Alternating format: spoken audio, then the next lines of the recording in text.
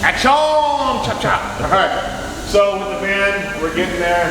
We went ahead and filled the spare tire. Lugs that he had here, we pulled them out. We went in and fill it. We're putting fiberglass over the top of it to reinforce it. We'll sand that down.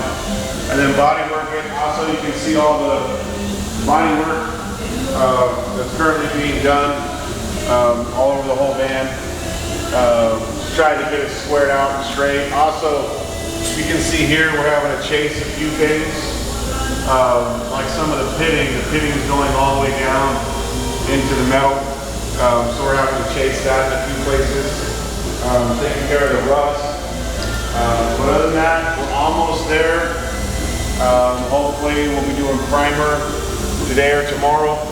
And then hopefully we can get it in the paint end of the week, beginning of next week. But yeah, you can also see, like I said, how we're having to chase everything up on top and everything else. It's literally just pitting the rust.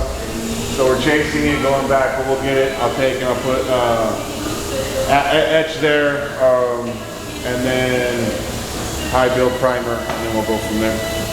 So it's getting there.